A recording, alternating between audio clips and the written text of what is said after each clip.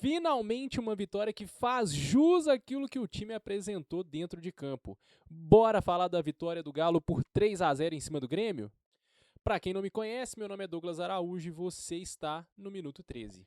Então bora lá, né, meu povo? Por que uma vitória que faz jus àquilo que o Galo produziu em campo? Porque uma das coisas que a gente, a torcida, reclamava bastante era do alto volume de chances que o Galo criava e o pouco aproveitamento que o time tinha. Quantas vitórias a gente teve aí que o Galo ganhou por placares bem magros, né? 1-0, 2-1, ou resultados em que o Galo produzia muito, criava muitas chances, mas no fim terminava ou empatando ou perdendo, resultado que não condizia com o volume de jogo que o Galo apresentava. No domingo foi totalmente diferente. O Galo mais uma vez produziu bastante, a gente vai ver ao longo do vídeo, né? Vou trazer aqui algumas estatísticas no momento da análise e tudo mais, mas foi um jogo em que o Galo produziu muito e finalmente conseguiu converter boas oportunidades em gol. Né, a vitória por 3-0 foi a primeira do Galo em casa que o time consegue vencer por 3 gols de diferença.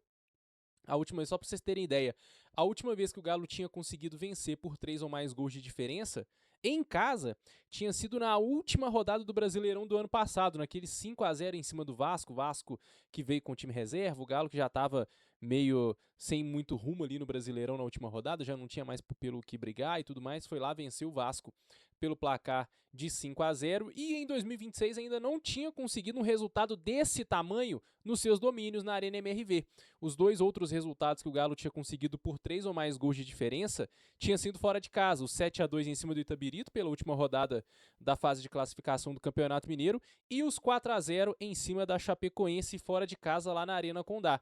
Em casa o time ainda não tinha conseguido apresentar um jogo em que conseguisse fazer esse placar, né? Muitos jogos aí o Galo jogou bem, jogou para produzir esse tipo de placar, mas não conseguia converter essas chances e finalmente, diante da sua torcida, diante de um bom público, mais de 30 mil torcedores presentes na Arena MRV, o Galo finalmente conseguiu fazer esse tipo de resultado dentro dos seus domínios. O 3-0 que traz aí mais tranquilidade, mais confiança e dá aí mais um fôlego para o trabalho do Barba aí prosseguir. O Barba que tem conseguido, a gente vem falando, né? O Barba tem conseguido achar aí uma formação ideal para o time do Galo. O time do Galo vem conseguindo apresentar atuações bem coesas e faltava, diante do seu torcedor jogando em casa, conseguir fazer um tipo de resultado como esse que conseguiu no domingo e finalmente veio aí. E aí a gente vai depois analisar com mais calma aí e mais detalhadamente o que foi esse 3-0 do Galo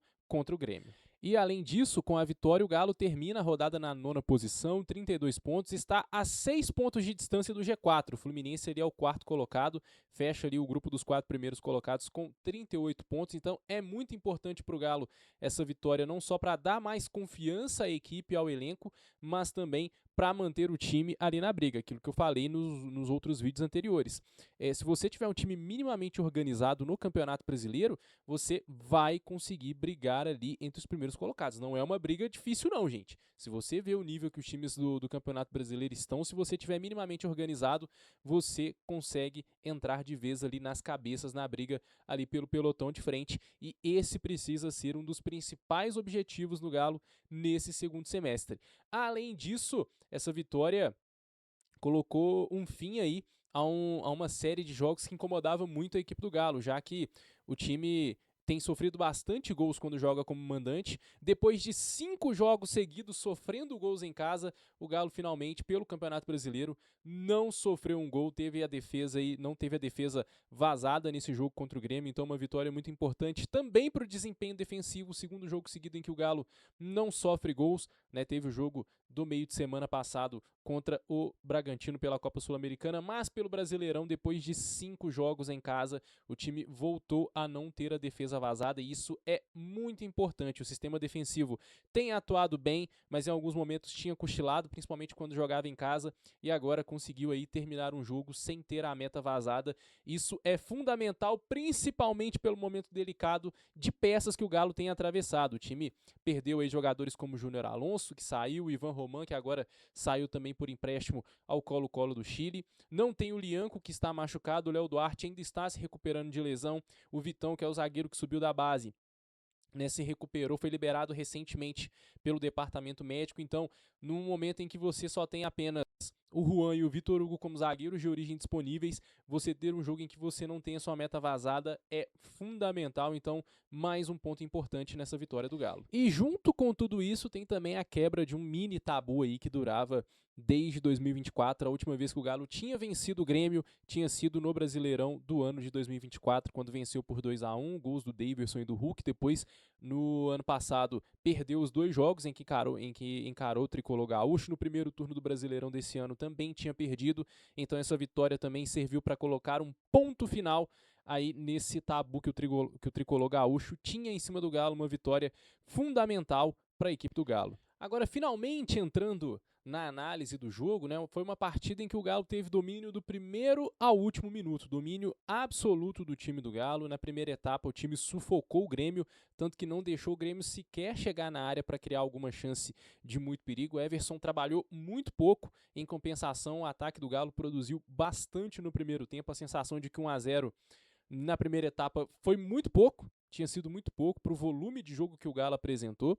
E no segundo tempo o Galo soube aproveitar os espaços que o Grêmio deixou quando precisou se lançar ao ataque para tentar correr atrás do prejuízo e finalmente soube aproveitar e converter as oportunidades que surgiram com esses espaços. Mas no primeiro tempo o Galo foi escalado dessa forma pelo Barba, né? O Barba mandou o time a campo com o Everson no gol. Na lateral direita a gente teve o Preciado, que fez uma boa partida, o Preciado ao meu ver.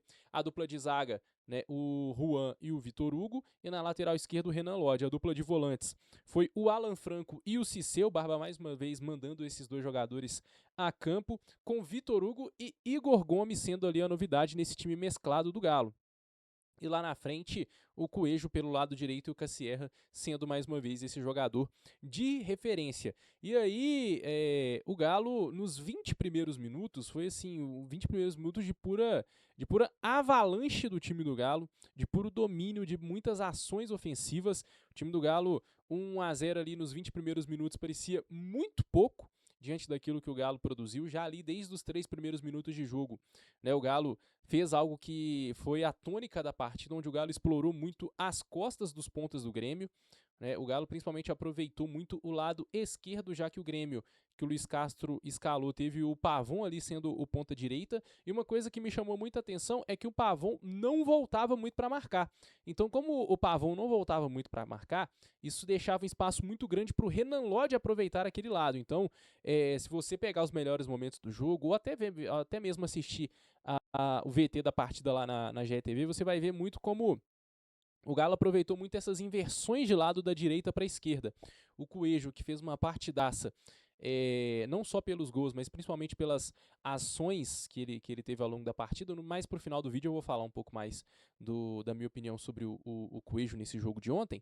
Mas o Galo aproveitou muito os espaços que o Grêmio deixava pelos lados. O Galo, no primeiro tempo, criou muitas jogadas ali partindo pelo lado direito, então com o Coelho aparecendo muito ali, às vezes o Preciado chegando para fazer uma dobra ali, para dar mais profundidade pelo lado direito. O Coelho muitas vezes fez os cruzamentos que invertiam o jogo para o lado esquerdo, e muitos desses cruzamentos, em pelo menos 3 oportunidades, achou o Renan Lodge livre ali na segunda trave, né? No primeiro momento a finalização não foi legal, na segunda finalização tinha um jogador do Grêmio no meio do caminho que desviou a bola pela linha de fundo. A terceira, uma cabeçada inacreditável, que ele aparece sozinho ali para cabecear, acaba errando ali um pouquinho, a bola passa muito perto da trave, vai para fora, mas essas oportunidades, essas chances surgiram muito porque o Galo aproveitou muito desse espaço que o Grêmio deixava pelos lados do campo, principalmente do lado esquerdo de ataque do Galo.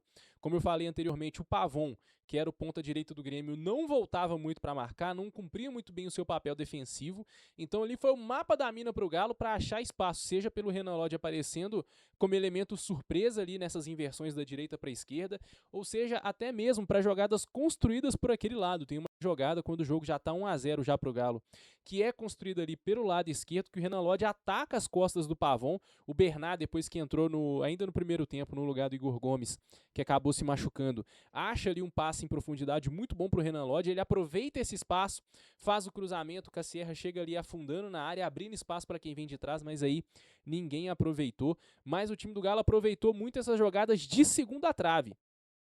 também ao longo do primeiro tempo. Tanto pelo lado direito, como eu falei, com o Coelho fazendo cruzamento, achando muitas vezes ali o Renan Lodge, pelo menos 3 oportunidades, o Renan Lodge livre na segunda trave, seja também nos cruzamentos pelo lado esquerdo, seja ali com o Renan Lodge ou com o Bernard aparecendo ali, dando essa profundidade do lado esquerdo, fazendo o cruzamento. O Cassierra, eu sei que muita gente tem criticado o Cassierra e de fato merece críticas pelas oportunidades que ele vem perdendo, mas se você observar o Cassierra taticamente, ele é um jogador que gera muito espaço para os seus companheiros, principalmente quando ele afunda na área, ele atrai a marcação dos defensores do Grêmio e isso gera espaço para quem vem de trás, ou muitas vezes espaço para quem está livre na segunda trave. Vocês podem perceber que muitas dessas jogadas em que tinha um jogador livre do Galo na segunda trave, aconteceu muito porque o Cassierra atraía a marcação da defesa do Grêmio, os defensores ali do Grêmio iam para marcar o Cassierra, e isso gerava espaço na segunda trave, seja pelos cruzamentos que vinham da direita, seja pelos cruzamentos que vinham da esquerda. Então, se o Galo teve essas oportunidades, muito se deve ao bom posicionamento do Cassierra no primeiro tempo, além do fato do Cassierra ajudar muito nas construções das jogadas. Ele consegue fazer bem o pivô, consegue proteger bem a bola. Tem uma jogada no primeiro tempo que acontece muito por conta disso. O Cassierra protege a bola, ele acaba sendo puxado ali, mas o árbitro iria marcar a falta, mas aí o Cassierra consegue achar um passe no Cissé, o Cissé abre o jogo pelo lado direito com o Coelho, e o Coelho vem ali mais ou menos na intermediária, faz o cruzamento, mais uma vez buscando a segunda trave, né? E o Cassierra bem posicionado, mais uma vez ali, não só na base da construção da jogada, mas quando ele aparece vindo de trás ali para tentar o cabeceio. Muitas das vezes, muitos desses cruzamentos, o Cassierra não aproveitou muito porque a defesa do Grêmio resvalou ali de última hora, porque se não é a defesa do Grêmio resvalando, o Cassierra tá ali bem posicionado, no lugar certo, na hora certa. Mas, de toda forma, um bom primeiro tempo, premiado ali aos 19 minutos com o gol do Vitor Hugo. Né? Vocês sabem que... Perdão. Vocês sabem que eu não sou um grande fã do zagueiro Vitor Hugo. Né? Acho que, tecnicamente, ele deve um pouco, principalmente ali na saída de bola, nas construções de jogadas, mas é inegável que o Vitor Hugo é um monstro na bola aérea. É um monstro. Né? A vitória do Vasco antes da pausa para a Copa é muito graças ao gol que o Vitor Hugo... É graças ao Vitor Hugo. Né? Graças ao gol que ele faz de cabeça, a presença dele aérea é uma coisa muito forte. Mais uma vez o Galo soube aproveitar isso, né, no cruzamento do Igor Gomes aos 19 minutos, ali encontrando o Vitor Hugo livre não, né? No meio de 3 jogadores do Grêmio, ele consegue ser soberano ali no meio de 2 defensores, mais goleiro Everton, que tentava chegar ali para cortar o cruzamento. O Vitor Hugo aparece e faz ali o gol de cabeça. E depois disso o Galo ainda produziu bastante oportunidades. O 1-0 ficou muito barato no fim do primeiro tempo. O Galo poderia tranquilamente ter saído com um 2-0 ali fácil, né? Pelo menos no mínimo um 2-0 ali fácil, mas de toda forma termina o primeiro tempo com essa vantagem e engolindo o Grêmio taticamente, como eu falei no início do vídeo, aproveitando muito esses espaços que surgiram dos lados do campo. O Amuso teve muita dificuldade para recompor ali pelo lado esquerdo de defesa do Grêmio, e o Pavon, coitado, Pavon deixou ali o lateral direito do Grêmio praticamente sozinho para lidar ali com os avanços do Galo por aquele lado do campo. Pouco ajudou o time do Grêmio daquele lado, tanto que no intervalo o Luiz Castro saca o Pavon. O Luiz Castro faz 3 substituições, entre elas tirando o Pavon para ver se resolvia um pouco, não só desse problema defensivo, mas também ofensivo do Grêmio. E aí no segundo tempo, o Galo começa bem desligado, né? É uma coisa que me preocupa muito nesse time do Galo, porque a gente viu nos últimos jogos como o time do Galo tem sido um time que começa o segundo tempo meio desligado, e isso muitas vezes acaba custando muito caro. No jogo contra o Bahia aconteceu isso, né? O Galo jogou bem o primeiro tempo, começa o segundo tempo muito mal e aí sofre o gol de empate contra o Bahia. E no segundo tempo do jogo contra o Grêmio acontece algo muito parecido. O time do Galo começa os 15 primeiros minutos ali muito desligados do time do Galo, taticamente como um todo falando. O Grêmio acha alguns espaços, cria algumas oportunidades. Tem ali o camisa 10 deles, o croata, né, que me fugiu o nome. Eu nem vou tentar falar aqui para não correr o risco de errar quase faz um gol ali, aproveitando um vacilo da defesa, né, numa saída em que o Everson cabeceia, sai da área para cabecear, acaba entregando a bola nos pés dele. No primeiro momento, o Cissé aparece ali para bloquear o chute, depois tem um outro defensor que eu não me recordo aqui agora quem foi, que bloqueia também a finalização dele.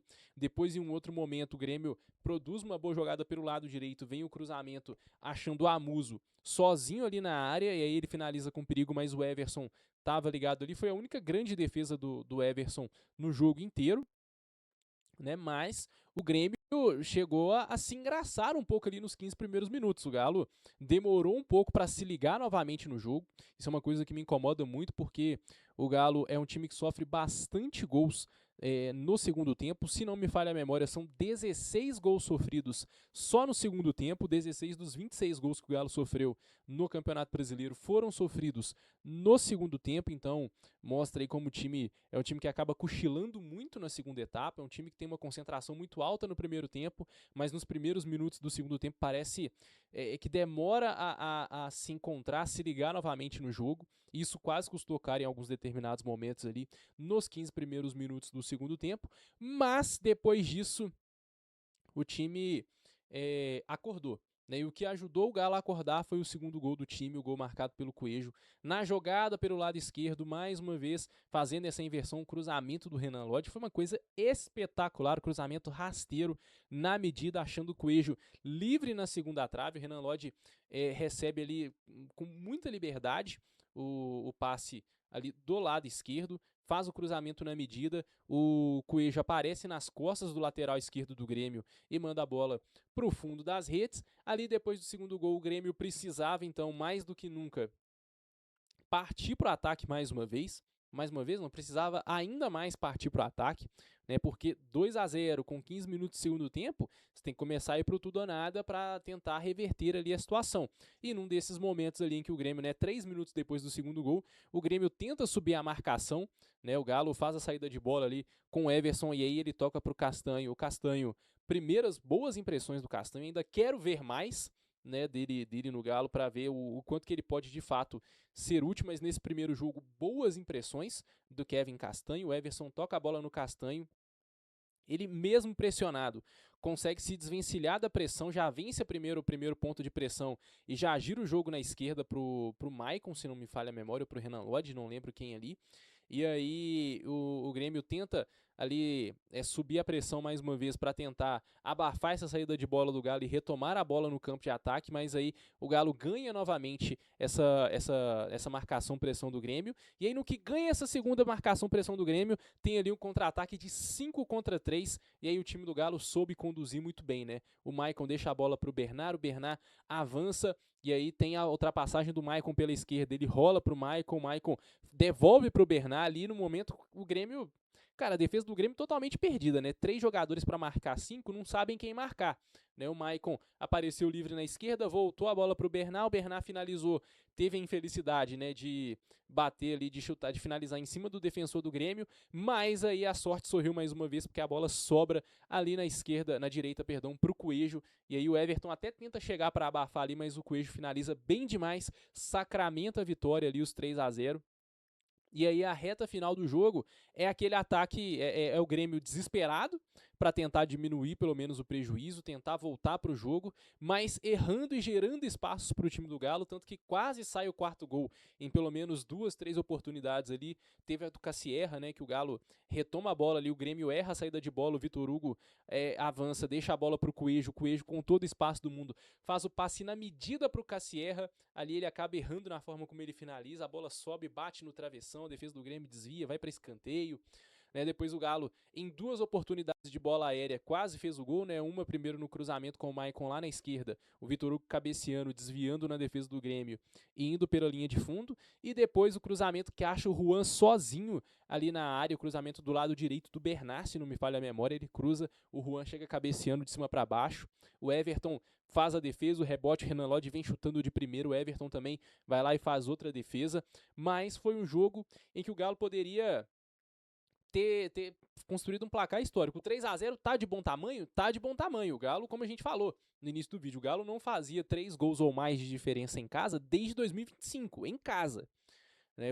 Então foi um resultado de muito bom tamanho, mas não seria um absurdo se o Galo vencesse por 4-5-0 o Grêmio, por aquilo que produziu, por aquilo que jogou. Foi um grande jogo do time do Galo, coletivamente falando. Aí o time, uma vitória que dá mais confiança para o time, que dá mais confiança para o trabalho do Barba. O time precisava de uma vitória dessas, em que a quantidade de gols fosse correspondente àquilo que o time produziu, porque vários e vários momentos a gente viu o Galo produzir muito e não conseguir acertar na conclusão. Então, finalmente, o Galo consegue ter uma boa atuação, mais uma vez uma solidez defensiva muito boa, né? O Barba conseguiu aí trazer solidez defensiva para o Galo, pode ser que melhore ainda um pouco mais com essa chegada do Kevin Castanho, né? Eu ainda quero ver mais do Kevin Castanho no time para ver o quanto que ele pode contribuir, principalmente defensivamente, já que o Galo carece de primeiro volante há muito tempo, desde 2025.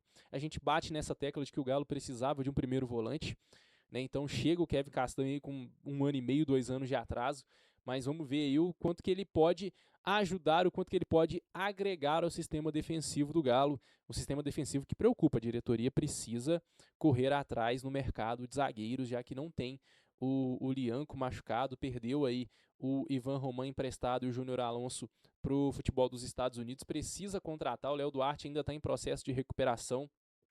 O time do Galo precisa se reforçar o quanto antes, porque essa reta final de agosto aí vai ser fundamental, pode definir o futuro do Galo, pode não, vai definir o futuro do Galo na temporada.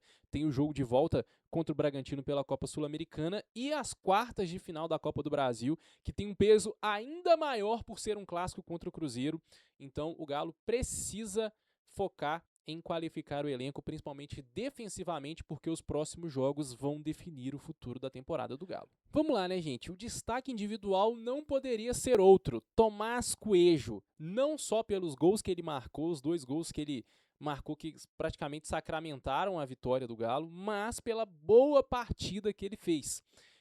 Quem me acompanha aqui no canal sabe que eu tenho uma certa crítica ao Coelho. Eu acho o Coelho um bom jogador, mas acho que ele falha muito na questão de tomadas de decisões. É um jogador que falha muito na hora de, quando está ali no terço final, tomar a decisão certa, seja num passe, numa finalização, num cruzamento. E esse jogo de domingo contra o Grêmio foi um jogo onde ele, para mim, foi praticamente perfeito em todas as tomadas de decisões que ele teve. Seja ali nos cruzamentos que ele fez ali para a segunda trave, achando o Renan Lodge, seja nos passes, no bom posicionamento. Foi um jogador assim que teve muitos acertos no SofaScore. Ele teve nota 10 pela atuação que ele teve. Nota 10 não é algo muito fácil de se conseguir no SofaScore, né? Eu sei que a galera muitas vezes não gosta muito, né, de analisar o jogador baseado em notas do SofaScore, mas essa nota faz jus ao grande jogo do Coelho. Foi um cara de muitos passes decisivos, não só, além dos gols, obviamente, né, um bom posicionamento, uma boa visão de jogo. Ontem o Coelho estava de parabéns.